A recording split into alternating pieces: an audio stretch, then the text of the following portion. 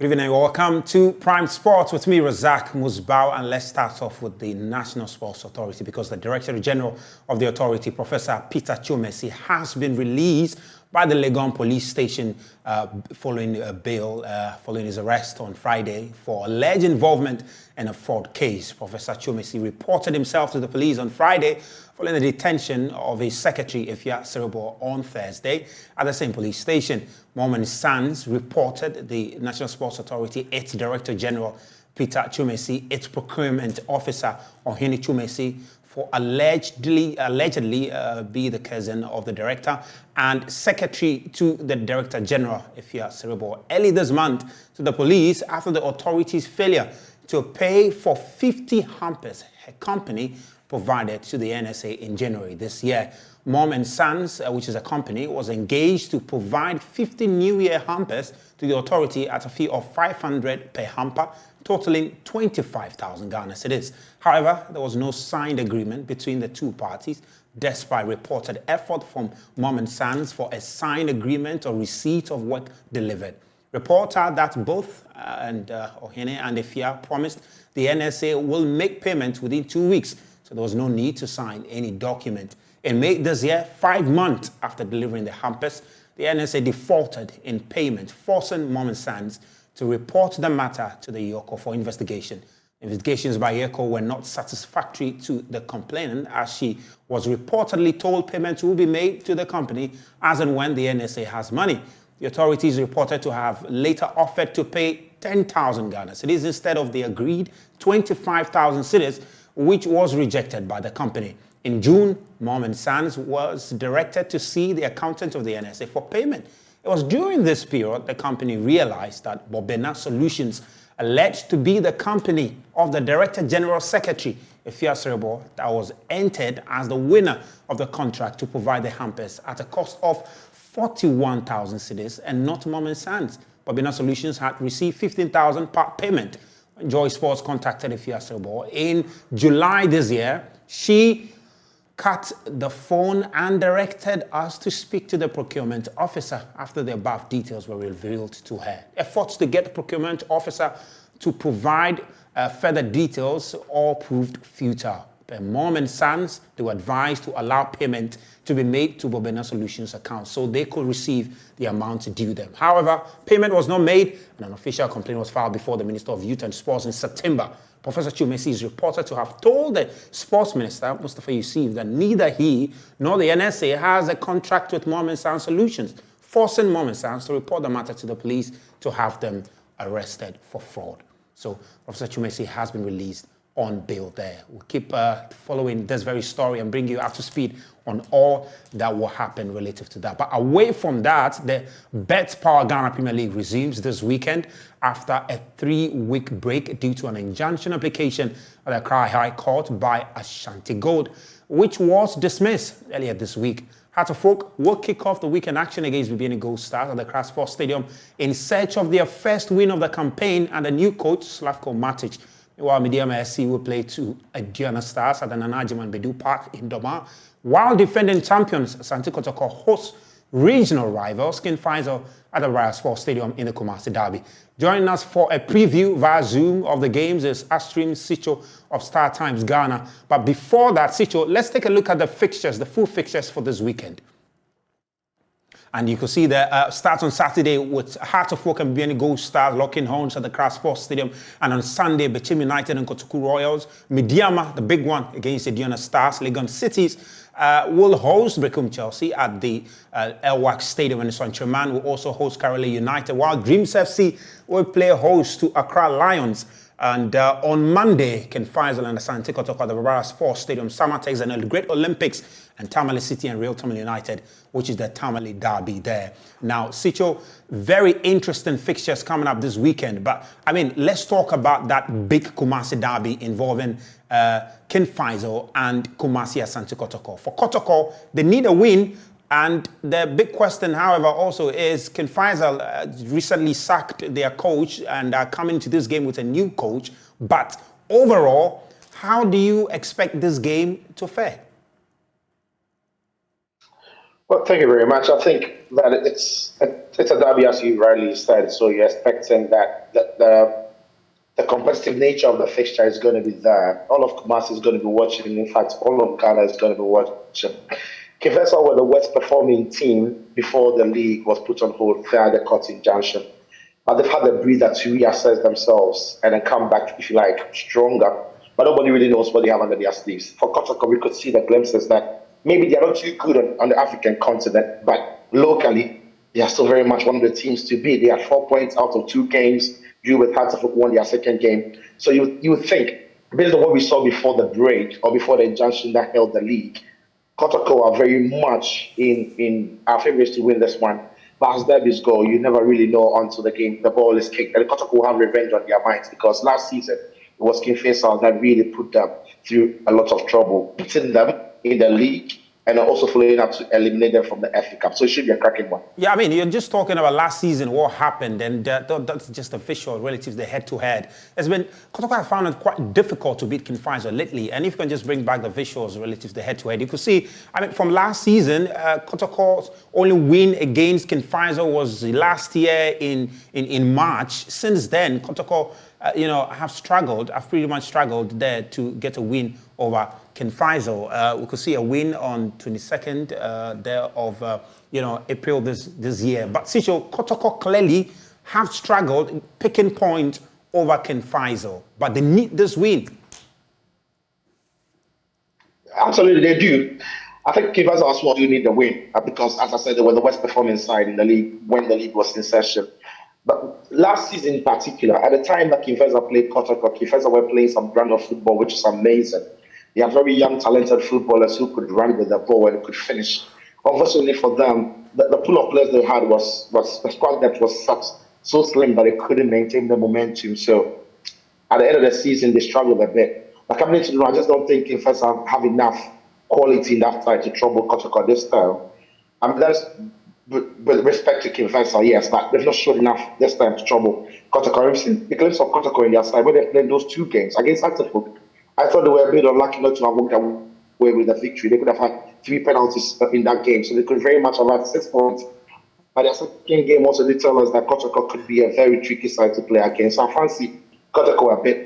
Last season, King Faisal were better than what we've seen of them this season, so this one tells towards Kotoko. I mean, it's a big one involving Midiama and the Diana Stars. You're talking about Paco Sefeben, who is yet to lose a game this season, and also David Duncan, who is, pulling the strings for Midiama also pretty well there. That's an interesting fixture to look out for. What do you expect from that one too?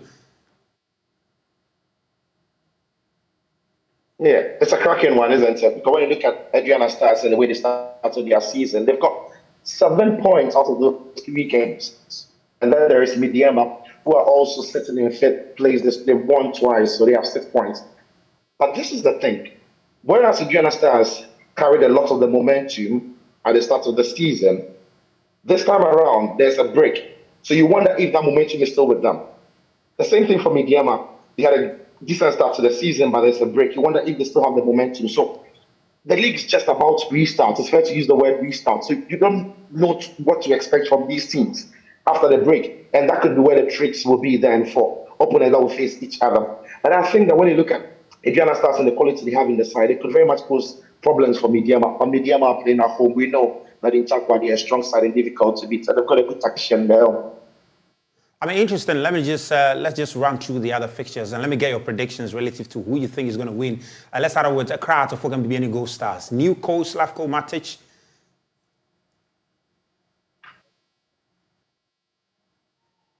Sijo, if you can hear me, let's just go through the fixtures now and tell me your predictions. Hearts of Oak versus BBN Gold Stars. Who are you picking? I'll pick Hearts of Oak. All right, Bechem United, Kotoku Royals. Bechem will win at home. And Legon City's Brecum Chelsea. That's a cracker too there. It's a cracker. I think it's going to be a draw.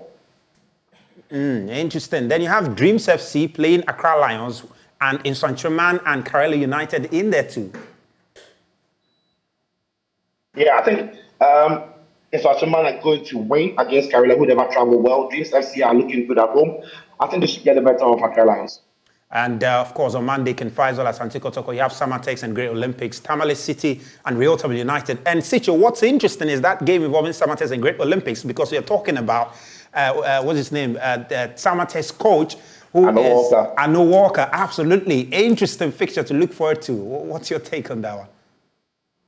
Yeah, listen, it's going to be a very fascinating game. And Samatex have got some experienced lads also being signed into the team. Yeah. Great Olympics, by the way, have started the season really well. And their coach, under their new coach now, Prepo. So they're also playing some brand of football, which is fascinating to see. And against Samatex, against Anu Walker, I should say, it should be a cracking game. I think Samatex might just nick that one in that fixture. Interesting stuff there. Then you have a big one involving Tamale City and Real Tamale United. That's a derby, big one. And I understand that there have never been a win in that very fixture. When the two teams were in the Division 1, and pretty much every time the game is staged, it does not end successful because of the tensions involved in that game there. And we're just looking at the league table, which of course, Indiana Stars, Brecum Chelsea, top of the table, Indiana Stars in second place, Great Olympics in third place, and Kerala United in fourth place. Accra to Folk are struggling. They'll be hoping to pick up again because they are just on 14th position there. And Kumasi Asante Kotoko having played just 2 games in 9th position. So you should expect quite some changes going into this weekend of matches, shouldn't we, Sicho? Position for the Tamale City and Real Tamale United. So I'll be looking forward to that one. I understand that atmosphere is going to be cracking. So I'm looking forward to that fixture. I can't call who's going to win, but I just think RT are looking stronger. And by the time the match day ends, expect a lot of changes, as Riley said, to the table. And that is the beauty about the Ghana Premier League. It's so tight from top to bottom. Fascinating stuff there. That's Sicho, one man who follows the game very closely. We'll definitely get back to him on Monday when all of the games have taking place and to see what panned out across the various league centers. But let's head to the Women's Premier League now, because that also will be in action this weekend, the Malta Guineas Women's Premier League. And these are the fixtures coming up in the Northern and Southern Zone. Very interesting fixtures, because that's another league that is catching lots of attention there. And you can see it's Northern Ladies versus Ashtown Ladies. That game came off today, and we'll try and get the result for that. But Prison Ladies and Supreme Ladies will be in action tomorrow, and Candy Soccer Academy and Pelpia Ladies will play on Sunday. Fabulous Ladies will play Ampem Dakwa Ladies, and Dreams Ladies will play Tamale Super Ladies, all over there. That's the Northern Zone. And in the Southern Zone, quite interesting fixtures are coming up, because Thunder Queens will host the Zakas Ladies, and Army Ladies will play Rich City, Police Ladies will play Soccer Intellectuals, and ACM Socrates will play Lady Strikers, and Berry Ladies. Interesting fixture. They were playing Fate Ladies there. That's the Malta Guinness Women's Premier League coming up this weekend over there. And well, let's just stay a little on the Ghana Premier League, because Dreams FC, they are opening the Ghana Premier League season. They open it with 2 wins out of 3 games, and they are hoping that they will be able to improve as the season just pretty much restarted. My colleague Fento Tahiru visited them at the training ground and came through with this report. Dreams FC have been training in earnest here at Nana Krum. This AstroTurf is where their team has been training the past 2 weeks since the suspension of the Ghana Premier League. Since the start of the campaign, they have played 3 matches. They've won 2 and lost 1, picking 6 points out of a possible 9. That is impressive for this team that came into the Ghana Premier League in 2017. Last year, of course, they finished 13th with 44 points. Of course, this campaign, they have a new coach who is looking to go a step better than their performance last year. We're here to catch up with their training and their new head coach.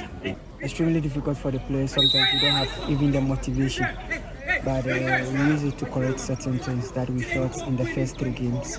We didn't have it. We were losing the ball very often because we were quite aggressive. We wanted to score quick. So we use it to fix these simple problems and some defensive lapses. I think it has come good because, as it were, it has extended our preseason for us. But it wasn't easy knowing that you were not there. You are just at training just to train for it. No purpose for it. I think everybody who knows me knows that we want to play the hard football as it were, once we lose the ball, we win it at once, and once we get the ball, we keep the ball as often as much as we can possible. And you know, in Ghana, a lot of players lose focus when we lose the ball. They keep on walking. So this time it's been something to project the idea that we lose the ball, we win it as quickly as possible. And these few three weeks of football has really helped us, because again we are not under pressure to, as it were, deliver at the end of the week, because when you are under pressure to deliver at the end of the week, you forget about certain things and you are concerned with the results. But this time we look at the player development, where we have to change the mentality once we lose the ball, because for me, I'm of the view that the best playmaker in the game is a counter press. And so once we can win the ball quickly, then we are on board quickly. I think it was good generally. Even when we lost, we played very well. We gave them the goals away. I think sometimes you can say it's not good because of the breaking momentum, but at least for me, I take positive out of everything. It has afforded us the opportunity to correct certain things, because if you play a good game and still give goals away, if you play a good game and you score only one goal and you are not burying the chances, then I think it's a problem. You cannot call it momentum. But we had this opportunity to, like as it were, solve that problem, work on our mental psyche, make players aware that we can have a good game and still lose focus and concede goals. And we have to take chances when it comes. And we have worked so well. So I take it as a lot of positives.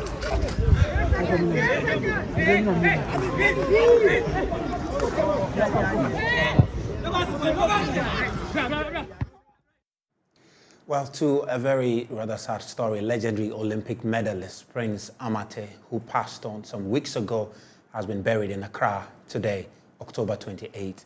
And well, this follows final rites in the Volta region, which was organized on Thursday. Amate wrote his name in the nation's history books following his Olympic bronze medal winning feat at Munich Games in Germany, 1972. Prior to this, he had set the tone in the maiden edition of the All-Africa Games, later christened to the Africa Games, by winning a light middleweight gold medal in the maiden edition in 1965 in Congo-Brazzaville. His quality and craftiness were brought to bear once again when he braved through all odds to win bronze at the 1978 edition of the Games in Dakar, Senegal. Major Amate retired, who managed a team of high-quality boxers in Ghana's Armed Forces team, which included Amate, described him as a crafty boxer whose talent was amazing to watch in the ring. In the last 2 decades, the legend has had varied challenges from financial to health. His Excellency Major Amate, upon noticing this, collaborated with the Ghana Armed Forces through its Chief of Staff, its Chief of Defense Staff, Vice Admiral Seth Amwama, set up a grocery shop for the legend in Hull last August to help sustain him financially.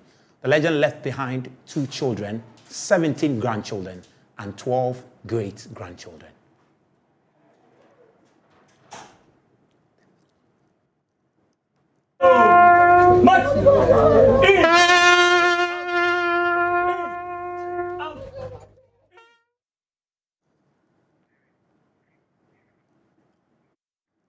May his gentle soul rest in peace. But away from that, let's do some tennis now, because the president of the International Tennis Federation, David Haggerty, was in Ghana for a working visit, and he anticipated the annual general meeting of the CAT, which was held here in Accra.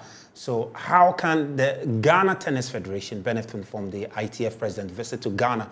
Henry Boni, a board member of the Ghana Tennis Federation, joins me in the studio.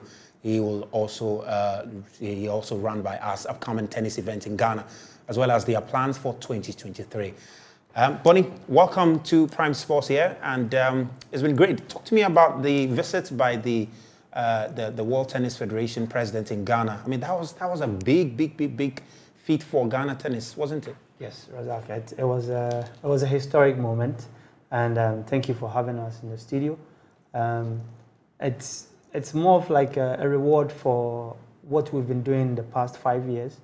In the past 10, all the way through, this particular administration has opened the doors and paved way to partner a lot of our tennis foundations and tennis tennis organizers in terms of opening up the sport and making sure the clubs become the integral part of the sport. So this was the icing on the cake when David Haggerty, president of ITF, visited Ghana and participated in the CAT AGM, which we prestigiously had the honor of hosting, first also in Ghana. Wow. And so, like I said, it's a reward for something that has been, brewing for quite some time now.